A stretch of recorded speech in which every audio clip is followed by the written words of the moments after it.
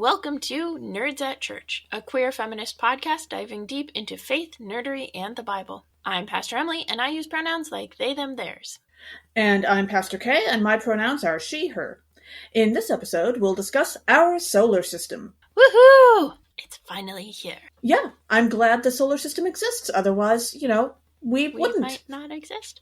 Yeah, and this week it's also our delight and joy to say thank you to all of our Patreon supporters. In order from our longest supporter to our most brand new supporter, we are delighted that you enjoy our show. And so shout outs to Bridget Watley, Pace Warfield, Lowell Chilton, Paul Bennett, Pastor Eric L. Bodenstab, Andrew Walker, Sojan, Elizabeth P. Y'all are awesome. If you want to become a Patreon supporter with them and get all the extra bonus content that we have, you can go to patreon.com/nerdsattchurch. Thank you. Check out the episode description for links to any references we make in this episode. So today, our deep dive, as you might have guessed, is into our solar system. But we will, in fact, be staying on planet Earth the entire time. I guess. We're still in the solar system. It's true. Our minds, though. No guarantees about our minds. Oh, no. They might be out in space. So, briefly, to locate ourselves, because as much as it feels like the concept of Earth or our solar system is massive, it's actually just a teeny tiny part of what is the entire cosmos. So, our solar system is located within the Laniakea supercluster, which is a group of a whole bunch of different galaxies. And within the Laniakea supercluster is the Virgo supercluster. Shout out to the Virgos out there. Yay. Which is a smaller supercluster within that bigger supercluster. And so the Virgo supercluster, the local group of galaxies. And then within that, our galaxy is the Milky Way galaxy, which is a barred spiral galaxy that is 26.8 plus or minus 1.1 kiloparsecs in diameter. So shout out to Star Wars and George Lucas's continual retconning that he knew that parsecs were distance and not time. Mm-hmm. But that's really, really wide diameter. And then it's only about 1,000 light years thick. And that's at the bulge of the spiral arms where it gets that thickness. And then within the Milky Way galaxy, our solar system is 27,000 light years from the galactic center. The galactic center is a supermassive black hole known as Sagittarius A. So shout out to the Sagittariuses out there. Woot woot, that's me. In case you didn't know what my sign was because you missed last week's, you can always go back and watch last week's episode on astrology. And then we are located on the inner edge of the Orion arm or Orion spur of the Milky Way galaxy. Yeah. In the Virgo supercluster, in Laniakea supercluster. Now, of course, all of those names are Earth names that Earth people have given to all of these various clusters and objects and such. And so, as we hear in Hitchhiker's Guide to the Galaxy, as the rest of the universe would know where our solar system is, they would say that it's far out in the uncharted backwaters of the unfashionable end of the western spiral arm of the galaxy in sector ZZ9 plural Z alpha. Thank you, Douglas Adams. Mm-hmm. Going back to, the real universe that actually exists, or at least as far as we can tell, the solar system also orbits the center of the galaxy at about 515,000 miles per hour, taking about 230 million years to complete one orbit. And I personally am looking forward to the day when the aliens arrive, and then as Americans we have to explain the imperial system of measurement to them and why we haven't switched the metric system. But that's just me. Especially because, and we'll get into it more, right? But, when we talk about AUs, our astronomical units, what's an astronomical unit? The distance between Earth and the sun. Yeah, that's not going to work for anybody imprecise at best. Yep. Yeah, especially since the Earth and the sun are not always the same distance apart, by a fair bit, actually. Yeah, that's why we have seasons. Anyway, the word planet comes from an ancient Greek word which means wanderer, and in more ancient times than we currently live in, you might say, there were believed to be approximately 7 planets, including the sun and moon, but not counting Earth, because of course Earth wasn't a planet back then. Earth was just where we were walking around. And then, in the 16th century, they knew about 5 planets rotating around the sun plus Earth, and the moon as the 7th going around the Earth. So we would say they knew about 6 planets plus the moon, you might say, to translate. And these are the planets that are visible by the naked eye if you look at night without a telescope. Yeah. But what I think is interesting about the 16th century one is that's when they figured out that, and I think it was Copernicus, right, that the Earth rotated around solar-centric rather than Earth-centric. And then it kind of did count as a planet, but also the moon counted as a planet. Right. And so, yeah. Yeah. And then in 1781, Uranus was discovered. The planet, that is. And then between 1801 and 1807, they added Ceres, which is now categorized as a dwarf planet in the asteroid belt. They added Ceres and Pallas, Juno, and Vesta. All got added in that time period. And then by 1851, they had added 15 more of the small objects, space objects, in the asteroid belt. And at that time, they were called planets. And that was when they discovered Neptune. And then by the early 1900s, they had whittled it back down to 8 planets. The asteroids, including Ceres, were demoted. And then in 1930, they discovered Pluto. Yeah. And today, our solar system, according to NASA, who presumably would know, includes 1 star, 8 planets, 5 dwarf planets, which in the order of the distance from the sun would be Ceres, Pluto, Haumea, Makemake, and Eris. At least 290 moons. We are still finding those. There are a lot of them. And more than 1.3 million asteroids. I imagine we'll keep finding those for a very long time. And about 3,900 comets that we know of so far. Yeah.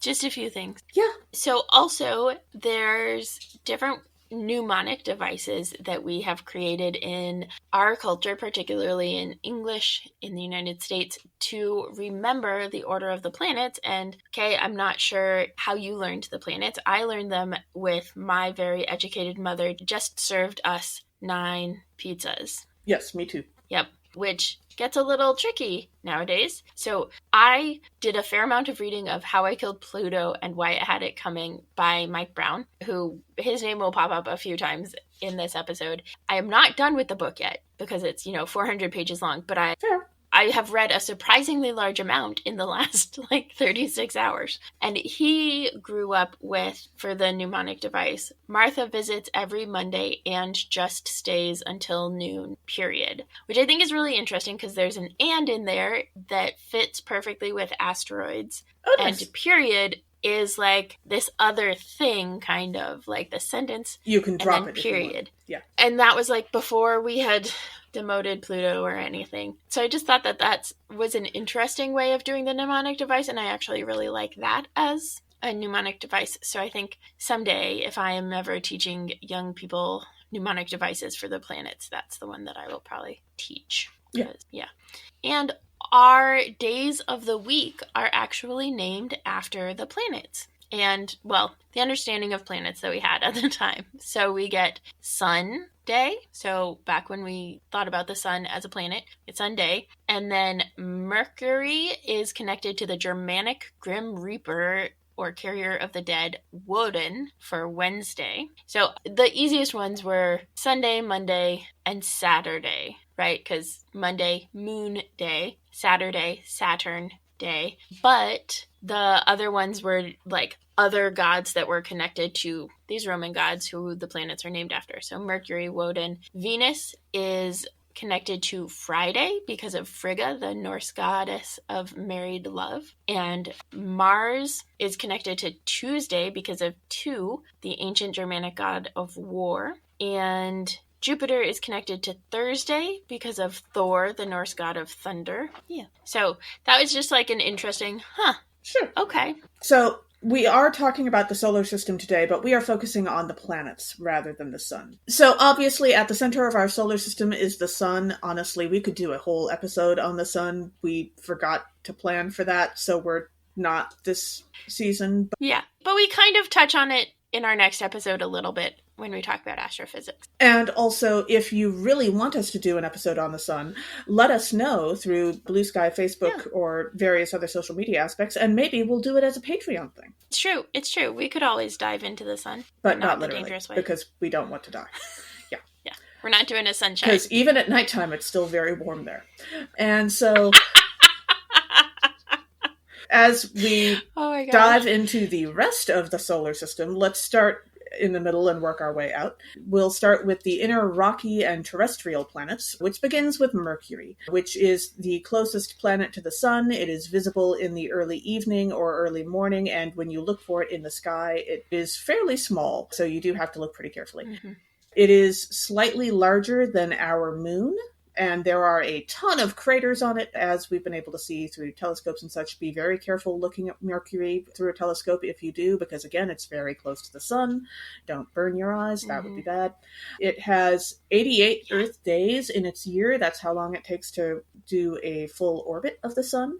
And it is named for the swiftest of the ancient Roman gods, Mercury, who was the messenger god. Yeah, swift, because it spins around the sun so fast. And as we mentioned in our astrology episode, that's why it is in retrograde so much. Yes. Mm-hmm. The second planet from the sun is Venus. So it is closer to the sun than we are, and that makes it also visible in early evening or early morning, just like Mercury. So you have to be a little bit more careful when you're looking at it. It is the sixth largest planet. It's similar in size to Earth, and actually sometimes gets referred to as Earth's twin, except that it is the hottest planet in the solar system. And this is because of the runaway greenhouse effect that turned Venus's surface water into vapor that then leaked into space, and also the thick atmosphere with the yellow clouds, and all of that just kind of packs in the heat. So the rock surface on Venus is volcanic, and it spins backward from us. So it spins in the opposite direction that Earth spins. Mm-hmm. And a day is actually longer than a year on Venus, and there are no seasons on the planet. And it is named for the goddess of love. Yeah. I believe if you're looking for Venus in the night sky, or you can actually sometimes see it in the daytime, it's actually pretty bright because of all that gas around it that reflects so much of the sunlight. And so Venus is usually a little easier to spot than Mercury is, from what I understand. Yes. It is both closer and has a different type of reflective surface. Yeah. And then, of course, there is Earth, which is also not appearing in this podcast episode. I just realized that. I was like, we just skipped over Earth. It's true. And the two bodies that have been understood throughout history as the center of a universe, we just skip over them. They got enough attention at that point. Right. No, absolutely. They're not the center of the universe. Again, if you want us to do a special episode on Earth, that can be a Patreon thing. Let us know. And then, join the Patreon. Exactly. There we go. It's not complicated. Yeah. However, we are happy to do Patreon specials. Yes. However, our moon is also known as Luna when it means a name often, or occasionally Selene. And the moon has a mass equal to only 1.2% of the Earth's. The moon is essentially way, way more lightweight, way less mass. And it has a diameter about the width of Australia, which gives you an idea of how it compares in size. I didn't realize it was that small. Yeah. It always feels bigger to It's pretty me. tiny. Well, and it is fairly close in terms of the solar system to our planet, but also it is fairly far away in terms of going down the road to the chemist, as Douglas Adams would have put it. And so, yeah, it's an interesting size, but it's not that big compared to Earth. The gravitational pull of the moon, along with, to a certain extent, the sun, drives our tides of the oceans. And the moon also functions as a stabilizing force that makes Earth more pleasant as a place to live for life on Earth. Which, P.S., Earth is, the only known habitable planet or body in the solar system for now. That we're so far aware of, yeah. And it is also larger than all of the known dwarf planets. And the longest human stay on the moon so far was about 75 hours by the Apollo 17 crew. That's, a while. Yeah. No, that's more than 3 days. Yeah. So go with Apollo 17. which we'll be talking about in our It's true. space programs episode with Reverend Christian Rice. Yeah. Episode 10. The next planet and the last full planet in what is considered the inner planets is Mars. Mars is dry, rocky, and bitter cold and has a red tint to it. All of the planets we've mentioned so far are visible to the naked eye if the lighting is right and you're looking in the right spot, right?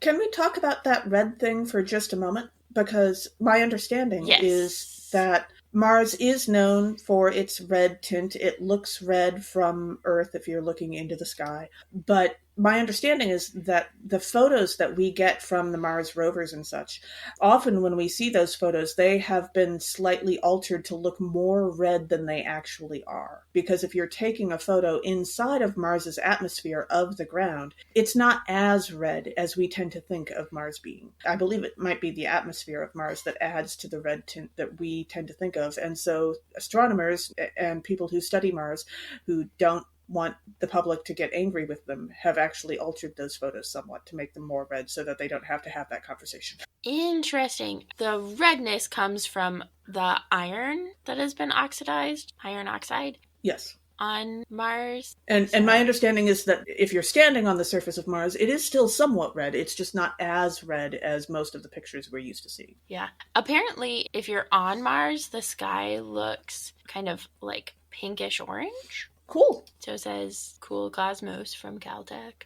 Which might also add to the reddish tint that we would see from Earth, because we would be looking through the atmosphere, so that makes sense. Yeah. So, but that's like, when you're looking in the sky, if there's something that looks a little red, it's probably Mars, because it's the only one that kind of looks like that. It is, according to NASA, the only planet we know of inhabited entirely by robots. Aww. Who are all immigrants. Yeah, who are all immigrants. Yeah, which is a fun way of saying that we have managed to land different probes on Mars, and they have and continue to roam around and collect information and pass it along to us. And yeah. Sure. So it is fascinating. It is 53% smaller than Earth, so about half the size of Earth, and the 7th largest planet. And Mars actually has 2 moons. The moons were discovered in 1877, so clearly before I was born, but we did not talk about Mars's moons in science class ever. So... Oh, I think we might have mentioned them in passing, but sure. I don't think we really did. Like, Phobos and Deimos, like, they sound vaguely familiar, but I don't think we really talked about moons unless it was one of those, like, everybody picked a different planet and then you did a, like, report on it, and I did not pick Mars. I know that. I think I picked Uranus or Neptune. But Phobos is actually slowly being torn apart by Mars and or is on a collision course with Mars. It gets closer and closer to Mars every year. So who knows what will happen in the next, few million years with that. And Deimos is smaller and is a kind of a small, lumpy, and heavily cratered moon. So at a greater distance from Mars. Let's not body shame Deimos, but yeah. I didn't say it wasn't lovely. I was just using descriptors. Lumpy is just not usually a word, and cratered for that matter. Anyway. Okay. I mean, some of the planets, like when I was looking at this stuff for the moons for Jupiter and Saturn, there are some of them that this one's like a sweet potato, this one's like a regular potato, this one's like a ravioli. So, I don't know. And all that's of those NASA things are for you, delicious. folks. But yeah. Exactly. But if you call somebody that on your first date, they're not going to be real thrilled. I'm just saying. Yeah. Describe planets, not people. I think that was a activity on Whose Line Is It Anyway? What can you say about blank that you can't say about your girlfriend? And planets would definitely, that would be one of those. Anyway. Yeah. It's very gassy. And so next out from the sun would be the asteroid belt, which includes, among billions upon billions probably of other objects, Ceres, Pallas, Juno, and Vesta. And Ceres was discovered by Giuseppe Piazzi in 1801, and he named it the 8th planet of the solar system at the time, but we've already discussed how it's not actually a planet now. I don't know if he would be as angry about that as many people are about Pluto now, but it seems like it's possible. And so shortly afterwards, the scientific element cerium was discovered and was named after Ceres because Ceres had been discovered very recently. Ceres is the largest object in the asteroid belt and the only dwarf planet in the inner solar system. I assume that when we say it's the largest object in the asteroid belt, we're not including dark matter, but we'll get to that in a few episodes. Yeah, that's next episode, yeah. Yeah. And Ceres was classified as a dwarf planet in 2006 and was named for the Roman goddess of corn and harvest. The word cereal comes from that same name. Also in Greek mythology, she's known as Demeter. And then Pallas was discovered by Heinrich Olbers in 1802, very quickly afterwards, which at the time was named as the 9th planet. And shortly after that, the element palladium was discovered and named after Pallas. And I wonder when we manage to, explore that a little closer, it will have lots of little palaces all over it. Either the castle or the cats. I'm actually okay with either or both. Like lots of palace cats. Of course you are. Yeah. And then in 1804 was the discovery of Juno, which was at the time named as the 10th planet. And then 1807 was Vesta, and that was named as the 11th planet at the time. And just a note, that was the point at which the chemists were like, we can't discover new elements fast enough. Sorry, we're done. We're done with you for a while. Yeah. I assume that the goddess Juno is still angry about not having a element named after her, but that just seems like it would be in character for her. And so the word asteroid, which means star-like, which, actual asteroids are basically rocks in space. So they're in space, but otherwise they're not really all that star-like, if I'm going to be picky about it. They look star-like. Yes, but the word itself was coined by William Herschel. He discovered Uranus in 1781, and then all of these new quote-unquote planets were discovered. Ceres, Pallas, Juno, Vesta, the other 15. Sure. And so the idea was if he gave them a different classification, then Uranus would still be classified as a planet and wouldn't get overrun by all of these other planets. Oh, sure. That are different. Does make sense. Sure. And 15 more were discovered within the asteroid belt by 1851, and this was the point at which they were removed from planet categorization because there were just too many of them in the same place. I'm going to choose to assume that this does not mean that the astronomers were bad at math and just didn't want to count that high, but you are free to assume whatever you like. And the asteroid belt possibly could have become a planet, as in the asteroids could have all merged together into one planet, essentially, if not for Jupiter's literally massive gravity, or also known as Mavity, depending on where you are in Doctor Who. Yes. So the asteroid belt, pretty cool. Yeah, absolutely. And every once in a while they get flung at us or flung away or those sorts of things too. Hopefully not too close. That would be a problem. Yeah.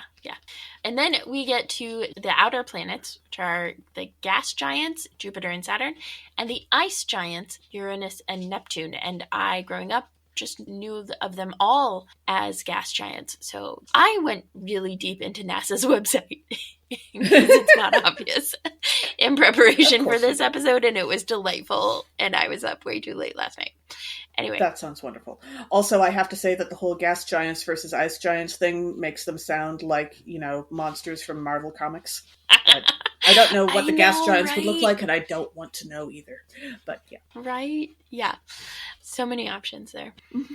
So Jupiter is the first of the gas giants. It is the largest planet in the solar system. It is more than twice as massive as all of the other planets combined. So we're talking huge. And if you look at pictures of Jupiter, you can see bands of storms and clouds and atmosphere and stuff, and one red spot, though there's another red spot that's starting to come into existence. And the red spot is actually a giant storm that has raged for hundreds of years. And I have actually seen it with my own eyes because I went to Moab when I was in Utah at one point, and we looked through a telescope late at night, and so we got to see Jupiter and the 4 Galilean moons. And then I was looking at Jupiter, and I was like, there's a thing, is that the red spot? And then the person that was leading it was like, yeah, it is. And I was like, yes, nice, glasses for the win. Yeah. Yeah. The red spot has been visible for as long as we've had telescopes, basically. Yeah. As long as we've been able to see any kind of detail on Jupiter, we've been able to see the red spot. Yeah. And Jupiter is another planet that you can see with your naked eye. So we've got a lot, but you can't see that much detail. Yeah. So the stripes and swirls are kind of cold, windy clouds of ammonia and water that are floating in an atmosphere of hydrogen and helium. And so that's kind of what Jupiter is comprised of. It is named for the king of ancient Roman gods. And Jupiter has 95, quote unquote, significant moons. Now that's polyamory. Yes, Jupiter is very polyamorous. Lots of significant moons. Which is to say that at a certain point, scientists decided, you know what? We cannot actually name and classify and validate every single satellite, which is what a moon is, orbiting planets. They have to be significant. They have to be of a certain gravitas, or gravity, literally, in order to count. And so Jupiter is probably forever stuck at 95 moons. And the first moons that were ever discovered of Jupiter were discovered in 1610 by Galileo, and they are called affectionately the Galilean moons. So this was the first time, they are only visible via telescope, but they're visible via pretty rudimentary telescopes. And they were also discovered by the German Simon Marius, but Marius did not publish his findings until after Galileo, so Galileo gets all the credit. Yep. The largest of those moons is Ganymede, and it is actually the largest moon in the solar system, and it is bigger than Mercury and Pluto. And the second largest is Callisto, and it is the third largest moon in the solar system, so Luna, I think, fits right between the two. So then Io is the third of the Galilean moons, and friend of the podcast, Stephanie, her favorite planetary body is Io, and she actually wrote a zine article on it that we'll link to with a whole bunch of really fun facts about Io. It is the most volcanically active world in the solar system. So if you want to, take a trip and see volcanoes, that's where you go once we figure out very long distance space travel. And then Europa is the fourth of the Galilean moons. It's Jupiter's fourth largest moon. It is about 90% the size of Earth's moon. And there's actually the Europa Clipper is set to launch in October of this year to determine if this moon could possibly support life below its icy surface. So it has an icy surface, and then underneath they're trying to figure out what is possible under that. And most of the other smaller moons orbit farther out and are likely captured asteroids. And some of the smaller ones are maybe fragments from massive collisions and that sort of a thing. But Jupiter has a habit of catching asteroids. Some of them Jupiter flings right, towards the sun / inner planets. And some of them Jupiter catches into Jupiter's own orbit. And also, I will note, because my favorite, now almost 4-year-old, is very interested in the Lucy space probe, which is currently on its way to examine Jupiter's pockets, as she calls them, but those are the asteroids because they collect things. So yeah, I just think that's adorable. And the next planet out is Saturn, which is the second largest planet in the solar system. And of course, Saturn is primarily known for its rings, which are actually significantly newer in the planet's history than most of us think of. Saturn didn't always have those rings. The planet of Saturn is mostly made out of hydrogen and helium, and it is named for the Roman god of agriculture and wealth, and also the father of Jupiter. And it is the furthest planet that is still visible by the naked eye. Saturn has 146 moons. I'm guessing those are the significant ones, and there might be a handful of other ones that are less significant. Yeah. The largest is Titan, which is also larger than Mercury. And some of them are as small as a sports arena, which is still pretty big. I would not want Earth to get hit by one. That is kind of the way that I sort astronomical objects. Would the planet be destroyed if we got hit by this or not? And again, I like that may be a way little of paranoid, sorting. I think but it's delightful. But also it's centered on my safety, and therefore I think it's important. Yeah. And Fair. Enceladus has a global ocean under a thick icy shell. And some of these moons are shaped like potatoes or ravioli, but I'm sure they're still lovely and possibly delicious. Who knows? And they interact with the rings around the planet and also the magnetosphere of the planet. Peggy is in the rings and may be forming or disintegrating or neither. We're kind of unsure on how that's working. We know that there's something going on, but we're unclear on exactly how that works. And other moons include Hyperion, Prometheus, Pandora, Janus, Epimetheus, Mimas, Epeatus, Phoebe, Tethys, Telesto, and several more. And some of the moons actually help shape the rings because of their gravitational pull. Mm-hmm. Also, fun fact that I forgot to include, Saturn has a hexagon on its pole. It's the cloud pattern at the pole. Huh. Okay. And, it's located at about 78 degrees north, but we don't know why, we don't know what. It's fascinating. Huh. And it just kind of, spins around, and yeah. Sure. So, unexpected, right? There's so much that we're like, we don't know why this is. We just know that it exists. Yeah, exactly. Yeah. So that takes us to all of the planets / objects that are visible without binoculars, telescopes, other assistive devices. And brings us to Uranus, which was discovered in 1781 by William Herschel, as we mentioned.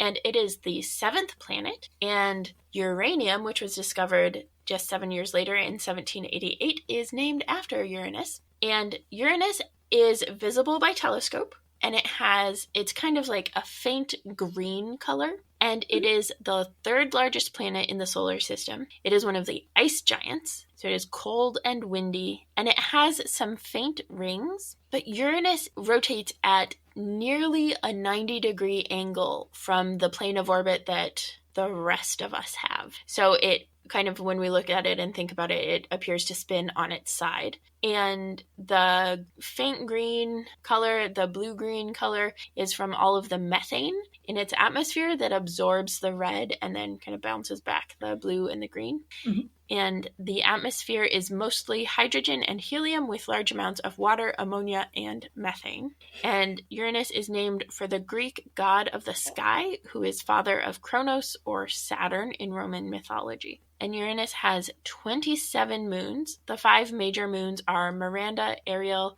Umbriel, Titania, Oberon. And Uranus's moons are called the literary moons because they are all named for Shakespearean characters. And a couple are also named for characters from the works of Alexander Pope. But yes. Yeah, so we've got a literary planet right there. Who was a poet and not the head of the Catholic Church. Yes. Exactly, yeah. You'd be surprised how many people don't know that just because your name is Pope does not mean that you're the Pope. Yeah. Yeah, I know enough people with the last name Bishop that makes sense. Also, yeah.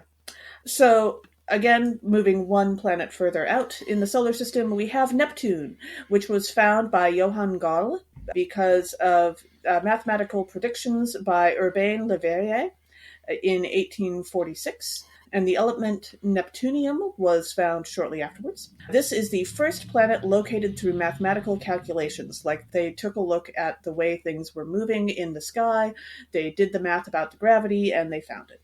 Also, Neptune is the first of the planets after the asteroid belt started to get discovered, and they named elements after Ceres and Pallas, and then they were like, nope, too many new planets, we can't. But they did actually return to it with Neptune. It was kind of the restart of naming elements after planets. Yeah, because that's significantly later. So they just took a little break in the middle. Yeah. And Neptune is dark, cold, and whipped around by supersonic winds. And the blue color of Neptune is also from methane in its atmosphere, absorbing the red wavelengths of light. It is named after the Roman god of the sea, who in Greece is also known as Poseidon. And Neptune has 14 moons. The largest is Triton, which was discovered only 17 days after the planet of Neptune was discovered, and was found by William Lassell, amateur astronomer who used brewery business profit to buy telescopes. And, of course, if you've heard the name Triton before, it might be because you've seen the Little Mermaid movie, because that's the dad's name. Yep. And it may have been captured from the Kuiper Belt at some point in the past. We're not really sure. We'll talk about the Kuiper Belt in a minute. And there are, of course, 13 other moons, which are named Despina, Galatea, Halimede, Hippocamp, Laomedia, Larissa, Naiad, Nereid, Neso, Proteus, Samanth, Sao, and Thalassa. I love Neptune. Neptune's one of the ones that I really like. I think Neptune is the one that I did a special whatever on in high school. I definitely did a presentation on Uranus at one point in my college astronomy class, but sadly I have lost the PowerPoint for it. But I believe we mostly went with a Monty Python aesthetic for the presentation. Because we were going to make jokes, but we weren't going to make those jokes, you know? I was going to say Uranus is one of the ones that comes up the most in terms of references to it because of the easy jokes. Yeah. And then the next planet, the planet we've all been waiting for, especially those of you who filled out our Pluto poll, Pluto, for whom was named the element plutonium. Pluto, for whom the bell tolls. Yes. I was halfway into that sentence before I realized it was not. Yeah, so this is not the Disney character. It is an X-planet. But is in fact, excuse you. We'll get there. And X-planet is not an appropriate terminology for Pluto, says Emily. But we will tell you our opinions before we tell you the results of the poll. Don't worry. Anyway, Pluto was found in 1930 by Clyde Tombaugh. And Pluto has an elongated orbit that is also tilted 20 degrees away from the disk of the rest of the planets. So when you think about planets orbiting the sun, they're actually, like, for the most part, on an even plane that we orbit on. It's not like zigzaggy type things. We're all kind of lined up as a disk. I don't know why, but we are. And so Pluto being tilted 20 degrees is a big and weird thing. Like, that is a significant amount. I mean, even 8 degrees is a significant amount. So that's weird. And then it has an elongated orbit, so more of an oval than a circle. And none of the planets have exact circles because of the gravity of other planets and that sort of a thing. But to have that elongated of an orbit such that it is sometimes closer to the sun than Neptune is, makes people a little wary. And in 2006, Pluto was reclassified by the scientists as a dwarf planet. And we all mourn because Pluto is wonderful. And when we had the New Horizons flyby and got pictures, Pluto has a heart. And that it's breaking. Like, actually, literally, the picture's like it's starting to break apart. And how do we know that's not because of the reclassification breaking Pluto's heart? I don't know. I'm just saying. It's a possibility, okay? Except it doesn't look like a biological heart. It looks like a Valentine's Day decorative heart, which is not a culture that Pluto would be familiar with. I mean, I don't know. Those are the kind that break. I'm just saying. Yeah, I don't know that Pluto would be familiar with human biological hearts either, but still. I know, because at most, dog hearts, right? Like, obviously, yes. Anyway, Pluto has 5 moons. Charon is the largest moon and makes Pluto wobble, which is another way to say that Charon is so big in relationship to Pluto that the center of gravity between the two is not as firmly in the center of Pluto as like with the Earth and our moon Luna, or other planets and their moon. Yeah. And Mark Showalter, who discovered 3 of the 5 moons, talks about the moons as forming a series of neatly nested orbits, kind of like the Russian nesting dolls. So 3 of the other moons are Nix, Kerberos, and Styx, which is the name of a 70s rock band. On NASA's website, they say, how many moons are named after a 1970s rock band? 1. Styx. Except not really, because all of these moons are actually named after things from the Roman mythology. It's true. It's true. They didn't say named after. They said sharing a name. Yeah. Yes. Charon is the ferryman that brings you back and forth from the underworld. Pluto is the god of the underworld. Cerberus, or Kerberos, depending on which language you're talking about, is the 3-headed dog that guards the entrance to the underworld. Styx is the river that divides the underworld from the rest of the world. Yeah. So that brings us, like, we have told you the facts, and we gave you a poll before we told you the facts. I am firmly #Team Pluto. which is to say, I respect science for the most part, and like aside from the like poking at biases that actually exist in science because humans do science, I am hashtag Team Pluto because a dwarf planet is still a planet. It's literally in the name. I actually really appreciate the way that they did the recategorization to have planets and dwarf planets and then small solar bodies, I think is the like asteroids, comets and stuff. Okay, what is your very important professional opinion? I totally agree with your reasoning about the dwarf planet thing still being a planet. I would, however, say that I am also on board with the concept of let's have a nostalgia planet category, and Pluto can just be its own thing. I would be in favor of that too. Yeah, that I'm on board with that. That can be cool. Yeah. Yeah. As we heard in last week's episode, the sky is very big. That's Emily Ann Garcia's opinion about Pluto. The sky yes, which I believe only appears in the Patreon episode. Sorry. Okay. So again, join Patreon. One of the things, and you get the questionable context of that. Yes.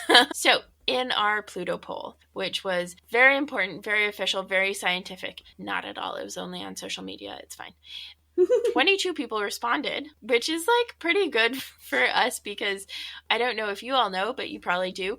You don't engage and interact quite as much as like 22 is like a big deal because we don't hear back from you. So if you want to, that's more interaction than we've ever gotten. Emails. You guys are great. Yeah, that's what we're saying. Yeah, we love that you listen, and we love when you engage and interact. So feel free to like share your opinion on Pluto after this, and we might even read them or definitely at least respond to them on a future episode, perhaps. But the Pluto poll results are as follows. 45.5% of respondents said absolutely hashtag Team Pluto all the way. So just under half, but definitely the plurality. 18.2% said no, it is not designated as a planet like the 8 that count.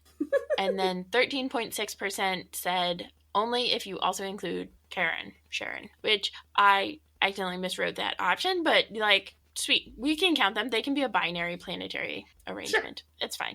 The only true binary? Yeah. And then we had 5 write-ins because we gave everybody a write-in option because we are not heathens. And so those responses were only if you include Ceres, Pallas, Juno, and Vesta, which were the ones originally discovered before Neptune as part of the asteroid belt. I think by that logic, we should also include the moon, I'm just saying. I mean, the moon rotates around the Earth, though. I think that's part of it, is that Ceres, Pallas, and Juno and Vesta all rotate around the sun. Sure. Maybe that's going more for anything bigger than Mercury, which is kind of fair. It's possible. But then we would have a couple moons, I think Jupiter's moons, and maybe that would also count. Yeah. And then another write-in said, the rules are made up, the classification is arbitrary, so Pluto can be what your heart wants it to be. Also totally not a planet. That person's heart clearly says not a planet. And then another write-in was, no, the more we science, the more we change. That's reality. Everything else is wishful thinking. So, very strict science person. And the next one was, the science, TM, people tell me it isn't, but it makes the your very educated mother just served us 9 make less sense. To which I share Stephanie's advice of make it nachos. Your very educated mother just served us nachos. And that solves that problem. However, it's debatable if you want that problem solved, actually. Yeah. And then the final write-in was, yes, and we should include Charon, though Pluto's planethood is not conditional based on Charon or other dwarf planets in our solar system yet to be discovered. So I think the not making it conditional part, that part also makes sense. I'm on board with that. Yeah, I think the argument around Ceres, Pallas, Juno, and Vesta is that they are named after goddesses, and so many of the planets are named after gods, and the ones they get kicked out are evening it the up. Goddess ones, and then Pluto's A's, and so that's a little bit of it, and also like size-wise. But the asteroid belt ones got officially at least kicked out because there are too many of them in the same space. Which is interesting because, and we kind of talked about this at the beginning of the history of how we classified things as planets, right? Planets are wanderers. Pluto will always be a wanderer in our sky. And so in that sense, Pluto will always be a planet. but also like we haven't always defined planets as anything more than a wanderer in a sky, a body in our solar system that is not the sun or our moon, right? Like, so we haven't had very clear definitions of planet. And then as we've discovered more things, we've started to categorize more specifically and more strategically around what is a planet, what is a comet, what is an asteroid. Yeah. Yeah. And Pluto does not actually finish this episode for us, because next we have the Kuiper Belt, which is an additional part of our solar system. Woohoo. And the Kuiper Belt is a huge region of space, which is beyond Neptune. And if you want to think about what it looks like from the outside, it's sort of shaped like a puffed up disk or a donut. Like, think of our solar system from Neptune inwards is the center of the donut, where the hole is in the donut. And then the Kuiper Belt is outside of that. And the outside edge of the donut is way past everything else, basically. It's enormous. And it has some similarities with the main asteroid belt. There's a lot of stuff in there, basically. It possibly also, much like the asteroid belt, could have become a planet if not for Neptune's gravitational pull, which keeps all the smaller stuff from coming together, because Neptune basically just keeps stirring the pot, you might say.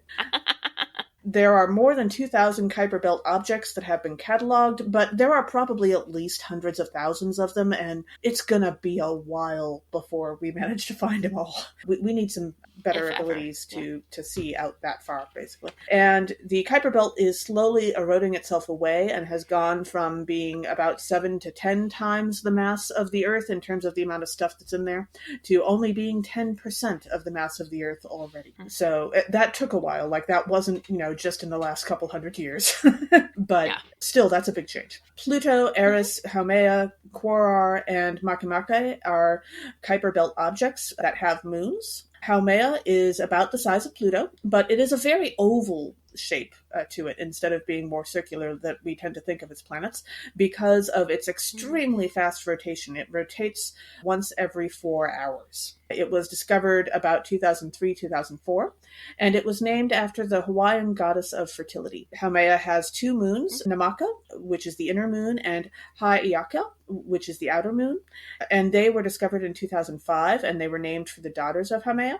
Haiaka is the patron goddess of the island of Hawaii and of hula dancers, and Namaka is a water spirit in Hawaiian mythology. And Haumea is also the first known Kuiper Belt object to have rings, which were discovered in 2017. Makemake's discovery, along with Eris, prompted the International Astronomical Union. That's the International Astronomical Union, not the International Astrological Union that we talked about last episode. Yeah. I know, when I saw that, I was like, oh my gosh. That's not going to be confusing for people at all. But that prompted the IAU to reconsider the definition of a planet and to create the category of dwarf planets. And this is named after the Rapa Nui god of fertility.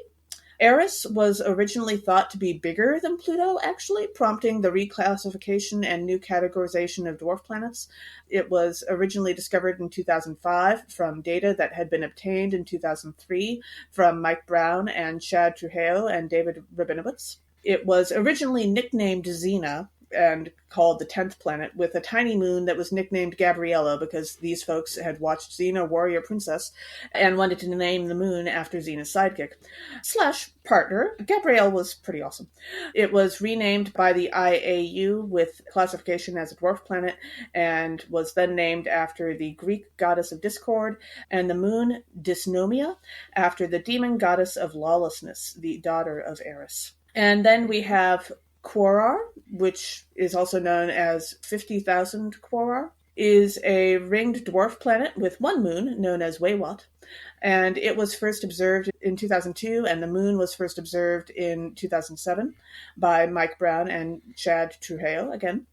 And this was named after the genderless creation force of the universe of the Tongva tribe. And the Kuiper Belt is one of the places that comets come from, which are pushed into an orbit toward the sun by Neptune, and then Jupiter sort of sends them into these short loops around and around.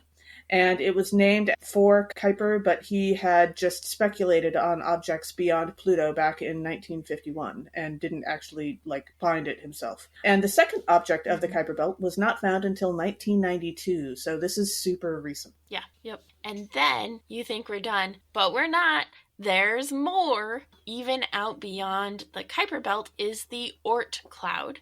So it is even more distant than the Kuiper belt, and it is spherical rather than disc-like. So instead of a donut, it basically wraps the whole solar system up in a beautiful ball of stuff. Sure. It is a region of icy comet-like bodies that surrounds the solar system, and most of our long-period comets that are on highly tilted orbits originate here. So we talked about Pluto at a 20-degree orbit. The comets that come in that are at all sorts of orbits come from likely the Oort cloud. And the closest edge of the Oort cloud is up to 100 times as far away from the sun as Pluto is from the sun at the distant end of Pluto's orbit. So That's a lot.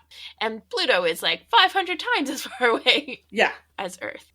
And then technically the Oort cloud has been unobserved and is therefore theoretical. So there hasn't been any direct observation yet of the Oort cloud. Yeah. Sure.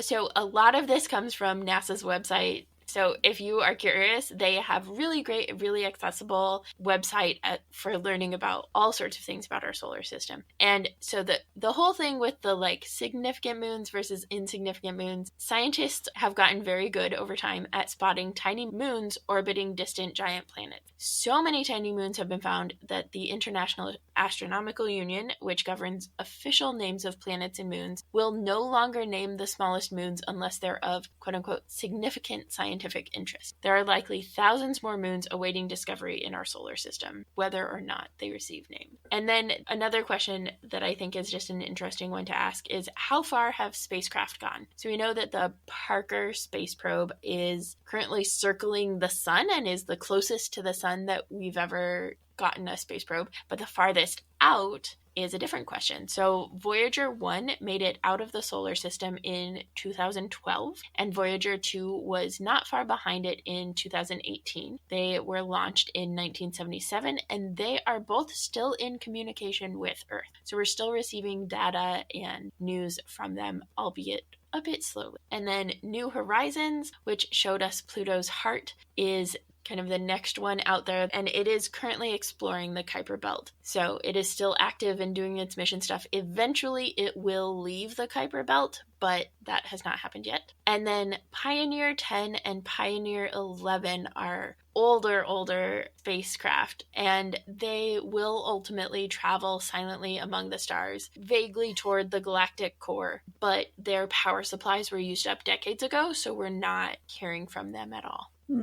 Yeah. So they're just out on their own. Yeah, I hope so. And so what about our solar system in pop culture, Emily? We are nerds at church, after all. We are indeed. So one of the ways that our solar system comes up is in the show Foundation. I have not read the books. There are 5 books, the original trilogy plus 2. Okay, I have not read the books, but in the second season of Foundation, the origin story of our solar system and of kind of the whole everything is depicted on one of the walls, and that includes only 8 planets. So, sorry, Pluto. Which is interesting because the books are definitely not set in our solar system. But yeah, it's not that it's set in the solar system. There's a myth or something. Oh, sure. Okay. That has to do with our solar system. Yeah, that tracks. And then also Gustav Holst, a composer, wrote a 7-movement orchestral suite during World War One. It wasn't inspired by World War One. That was just when he happened to be writing it, as far as I can tell. And it was called The Planets, where each of the 8 planets known at that point, except for Earth, gets a movement. So he gave one to all the other 7 planets. And in the book Stranger in a Strange Land by Robert Heinlein, when the main character, who was born on Mars and is essentially claiming to be the sovereign monarch of Mars for various plot reasons I won't go into at the time, he needs a musical theme to play while his flag is presented at a diplomatic event. And so they use the Mars movement from this orchestral suite for it, and it actually works very well for his purposes because it is like super percussion-y and enthusiastic and very actually martial, and so it kind of freaks people out a little bit, which is what he was going for. Yeah. Also, fun fact, you can listen to the planets. I forgot about this until just now. There's actually, like, NASA scientists found a way to listen to the sounds of planets in our solar system. So that's, like, different spacecraft and machinery and technology can capture different wavelengths and then convert them into sounds in ranges that we can hear. So we'll try to find that, because I remember listening to it and it was just, like, Sure. really interesting. And for that matter, the orchestral suite by Gustav Holst is also now in public domain, and so I would imagine you can listen to that any number of places online. Yeah, nice. And then in the TV series, The Expanse, which has come up a few times in the course of our podcast, is set in our solar system. So Ceres, which we've mentioned, is inhabited by humans. Over the generations, they've adapted to life without as much gravity. And that actually comes to play in the series, The Expanse. Mm-hmm. Also, Mars is inhabited and very militaristic in The Expanse. The moon is inhabited, and the moon and Earth kind of function as one nation. And there's a ring that is created at one point that transports folks to other planetary systems. And that is located 2 AU, or astronomical units, outside of Uranus. And a reminder that an astronomical unit is the distance between the sun and the Earth. Who knows when? We're not sure. Because again, it's not a perfect circular orbit. But yeah. Yeah. And then there's the movie Apollo 13, which is about the difficult space mission of the Apollo 13 mission and the many things that went wrong during that mission. And I tend to think of this as also known as why astronauts have to also be scientists, because you see why in that movie and in the story. Yeah. And then, as we've mentioned before, Battlestar Galactica, the majority of the show actually takes place looking for our solar system, which eventually they do find. Yeah. Babylon 5 is a TV show from the 90s that actually was unusual for science fiction because it included our solar system as part of the science fiction exploration, much like Star Trek does, but surprisingly few other science fiction fictional universes do. And so one of the characters, Michael Garibaldi, has a whole plot line set on Mars, basically for his character during one of those seasons. Mars at the time is basically run by a giant corporation, and let's just say late stage capitalism is in effect. And his ex-wife, who he's still in love with, is married to the CEO, and that gets awfully complicated. So, ooh, yeah.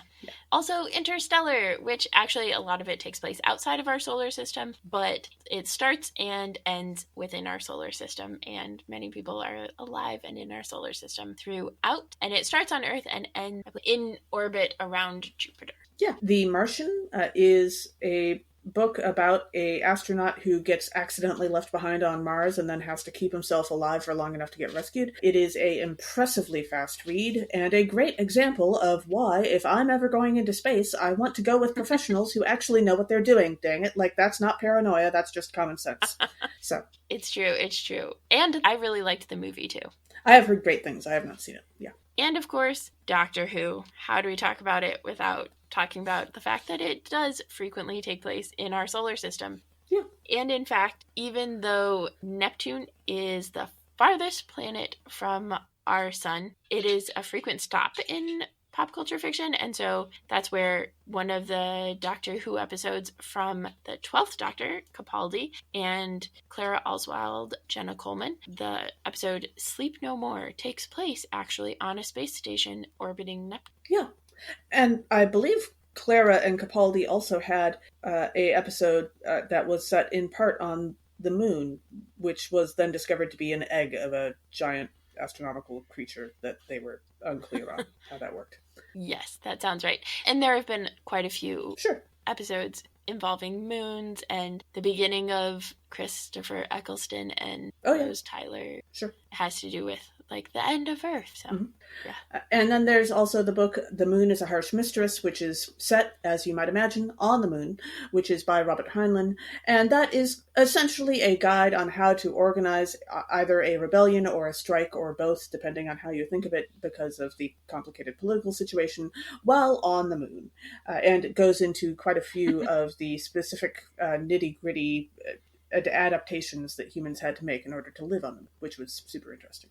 Mm-hmm. I have a real appreciation for early science fiction's focus on the nitty-gritty aspects of how does this actually work. Yeah. And then what was really interesting to me as I was like investigating and looking up information on all of the planets on the NASA website is that NASA even has like, here's where some of these planets show up in pop culture. So we'll also add a couple of theirs. And yeah, thank you, NASA, so much for so much of this episode.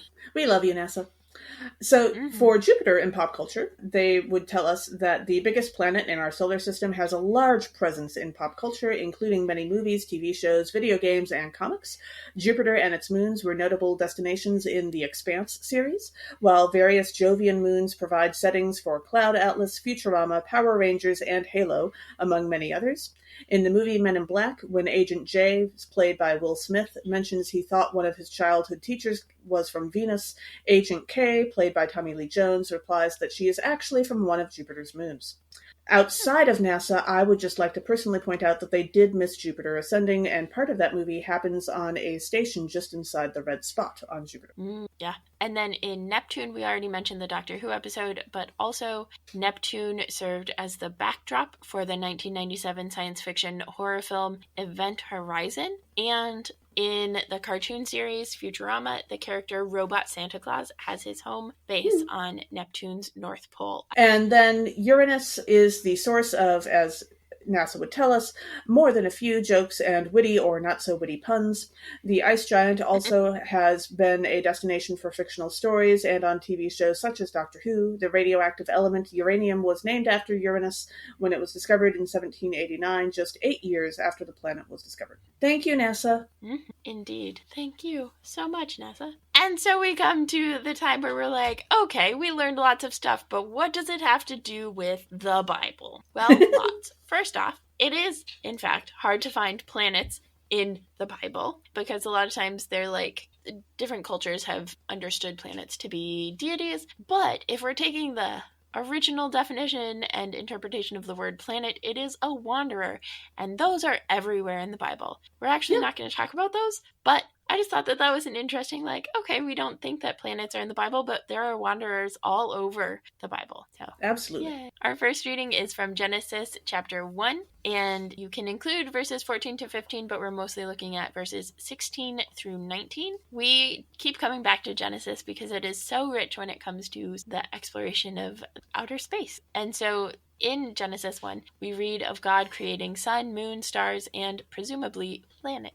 Yeah. So if you remember the bit about celestial spheres and Aristotle from our cosmology episode earlier this season, the first episode of the season, when we read the phrase in verse 17, God set the moon in the dome of the sky, that seems to be a hint of just how popular that theory was and for how long. If you're calling the sky a dome, it seems to be related. However, in verse 18, we have that whole separate the light from the darkness thing. And I've got to tell you, God, that didn't work out too well. Like, there's a lot of places where those mix. That is true. The gift of mirrors and complicated language. Yeah. I just love the, like, and the stars, right? Where it's like, God made two great lights, the greater light to rule the day and the lesser light to rule the night, and the stars. And there's just like this, okay. Like, right, they wrote the whole thing and then they're like, oh, wait, the stars. We got to throw them in somewhere. And nice. The stars. And then our other reading for this episode is Matthew chapter 24, verses 29 through 31. In this, Jesus describes the coming of the human one, or son of humanity. And in verse 29, we read that the sun will be darkened and the moon will not give its light.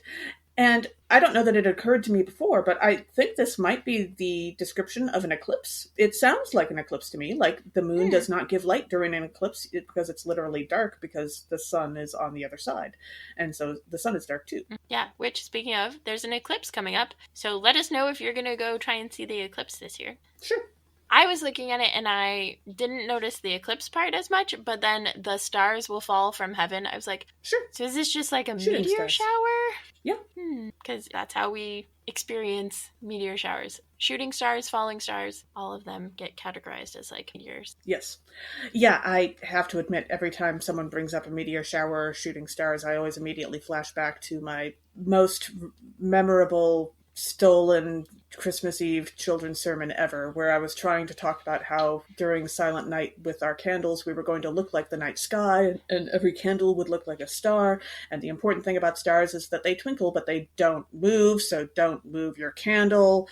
And I was trying to be helpful to the parents of the small children who were listening to the children's sermon, and immediately the grandchild of set of folks, the grandchild was visiting, I was not familiar with her, piped up and said, but what about shooting stars? Shooting stars move. And the entire congregation just lost it.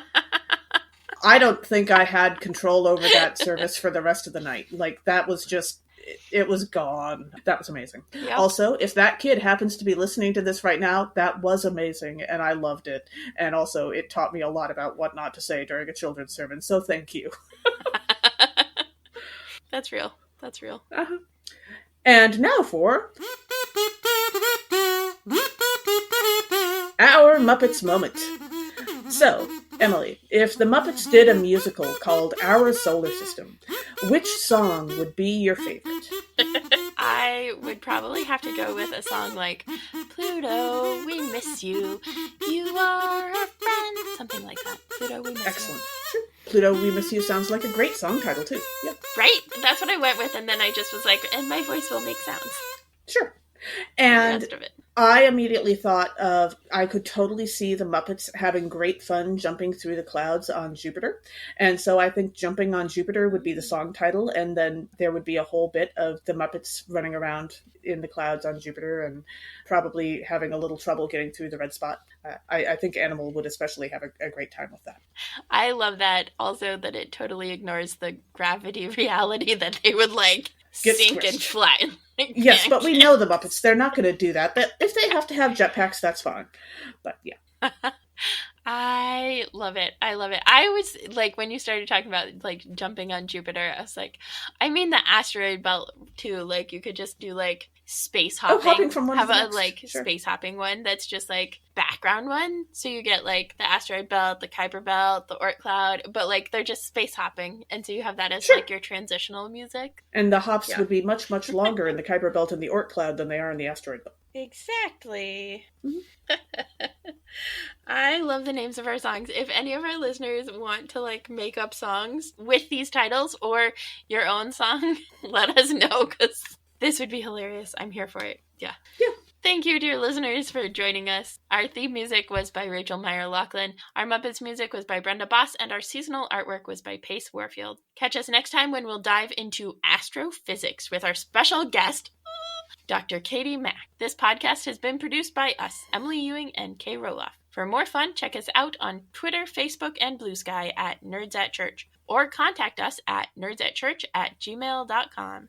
Also, if you like what you've heard, rate us or leave us a review on Apple Podcasts, Facebook, or wherever you catch your podcasts.